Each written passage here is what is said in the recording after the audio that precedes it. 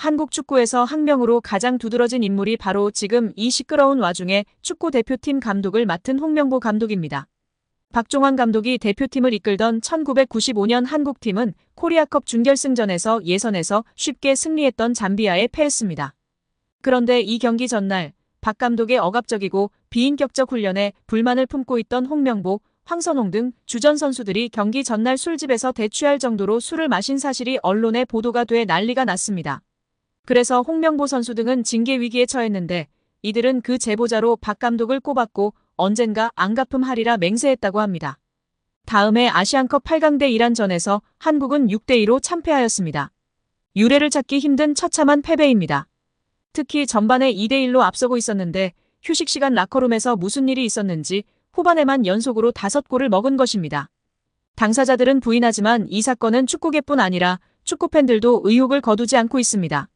박 감독은 결국 감독에서 물러났고 당시를 회상하며 자살까지도 생각했을 만큼 개인적으로도 충격이 컸다고 했습니다. 한국이 참패를 당하자 국내 언론들은 11회를 이끌고 있는 홍명보가 태업을 이끌었다. 박종환 감독을 끌어내리기 위해 선수들이 태업을 했다라는 등의 뒷말들이 나돌기는 했지만 끝내 참패 원인의 진실은 밝혀지지 않았습니다. 당시 한 언론은 홍명보 선수가 과학적이고 체계적으로 지도하는 감독을 원한다며 스파르타식 훈련을 고집하는 박종환 감독에게 노골적인 반기를 들었지만 누구보다도 체계적으로 지도했던 아나톨리 비쇼베츠 전 감독에게도 노골적인 불만을 터뜨렸다고 전했습니다. 조중현 당시 KBS 해설위원조차 홍명보가 선수로서의 본분을 망각한 것 같다. 옛날에는 감독의 그림자도 밟지 않았는데 어쩌다 이 지경이 됐는지 모르겠다고 개탄했다고 합니다. 하석주 전 전남 감독은 최근 언론 매체 오센과의 인터뷰에서 11회는 그냥 봉사단체다. 내가 회장을 맡고 있다. 라고 밝힐 뿐 특별한 이야기는 하지 않았었습니다. 선수들을 완전히 장악한 감독은 아마 거스 히딩크 감독이 유일할 것입니다. 부임 후 선수들을 지켜본 후 그는 자신의 스타일과 맞지 않는다며 이동국 선수를 대표팀에서 탈락시켰습니다. 이동국 선수는 당시 대표팀 부동의 스트라이커였습니다. 난리가 났지만 히딩크 감독은 꿈쩍 않았습니다. 이동국 선수가 한 방에 날아가는 것을 보고 당시 건방이 하늘을 찌르던 대표팀 선수들은 정신을 번쩍 차렸습니다.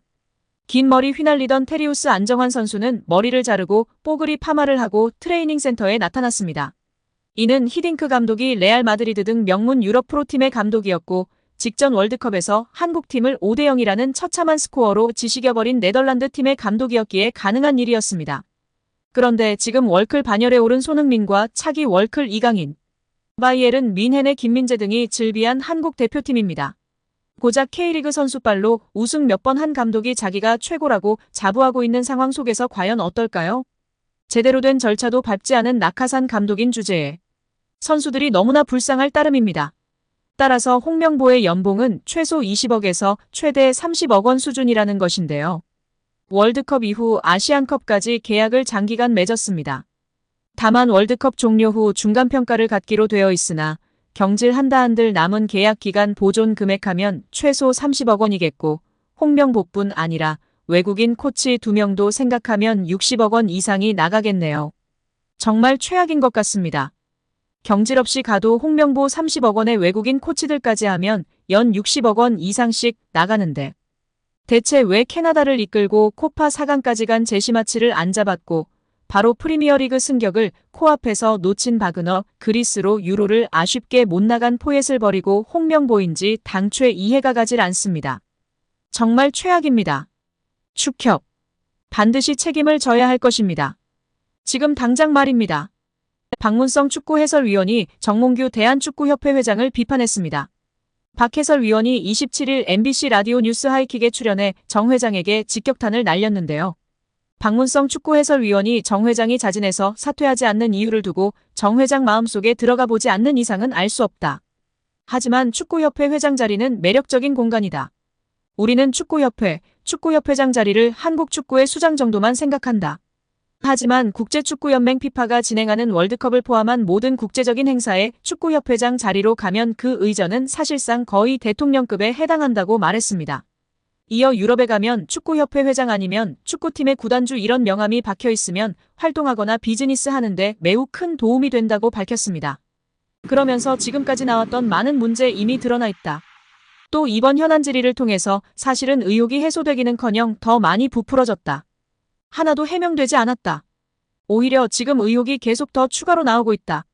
특히 홍명보 한국축구대표팀 감독 선임의 절차와 과정에 모든 것들이 다 불공정했다는 이야기들이 이미 다 어느 정도 나왔다. 이제는 지금의 이 체제 그만 끝내는 것이 옳다고 전했습니다.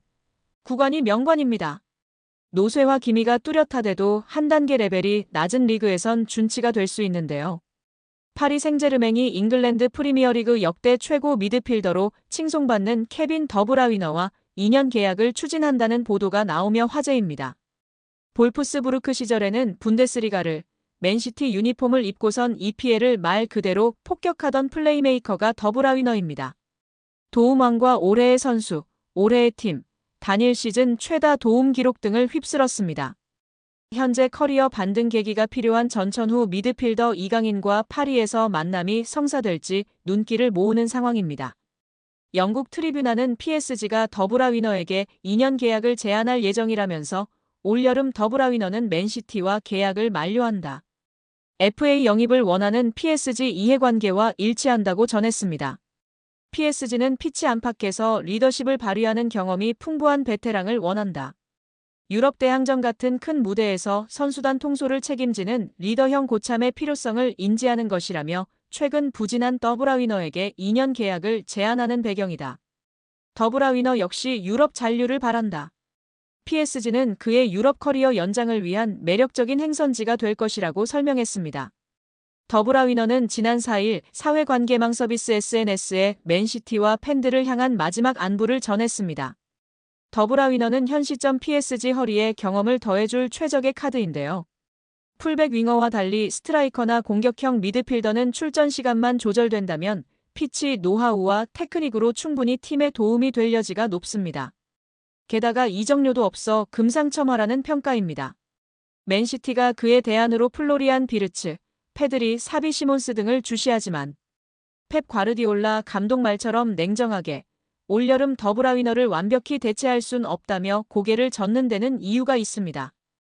여기에 이강인의 가장 강력한 경쟁자 프랑스의 초신성 두뇌의 이적설이 화제가 되고 있습니다. 맨체스터 시티가 거액을 장전해 전력 보강을 추진한다는 내용인데요. 맨시티는 펩 과르디올라 체제에서 새로운 시즌을 위해 스쿼드 쇄신을 준비하고 있습니다. 풋볼 팬캐스트는 맨시티가 프랑스 리그 강호 파리 생제르맹 공격수 대질에 두에를 노린다고 전했습니다. 두에는 2023년 여름 스타드 렌에서 5천만 유로 794억 원의 이적료를 기록하며 PSG의 새 둥지를 틀었습니다. 현재 19세의 어린 나이에도 스피드, 민첩성, 드리블 기술이 뛰어나다는 평가를 받고 있습니다. 브라질을 포함해 유럽에서 그를 넥스트 네이마르라 부르고 있습니다. 두에는 이번 시즌 공식 모든 대회에서 39경기에 출전해 7골 11도움을 기록 중인데요. 같은 포지션을 소화할 수 있는 이강인을 밀어낸 상황입니다. 최근에는 네이션스 리그에서 크로아티아와 맞붙는 프랑스 대표팀에 처음 발탁되며 능력을 인정받고 있습니다. 매체는 맨시티가 이 젊은 재능을 확보하기 위해 9천만 유로 약 1,430억 원의 영입 제안을 준비하고 있다. 그러나 PSG는 두에를 미래 전력으로 간주하고 있어 방출에 소극적인 자세다. 그럼에도 맨시티가 포기하지 않고 계속 협상하기 위해 노력할 것이라고 전망했습니다. 만약 두에가 떠나고 이강인 잔류할 경우 주전 경쟁의 청신호를 켤 수 있는데요. 이강인은 최근 맨체스터 유나이티드 이적설, 에이전트 하비에르 가리도 메뉴와 미팅설이 돌았지만 이후 업데이트된 정보가 없는 상황입니다. 이강인은 현재 2028년 6월까지 계약 기간이 남아있는 상황입니다. 한편 매체는 맨시티가 올여름 이적 시장에서 다수의 방출을 준비하고 있다. 케빈 더 브라위너는 미국 메이저리그 사커 샌디에이고와 협상을 진행 중이며 마테오 코바치치는 아틀레티코 마드리드 이적 가능성이 부상했다. 이런 움직임을 통해 화보되는 자금은 두에 영입에 들어갈 것이라고 전망했습니다.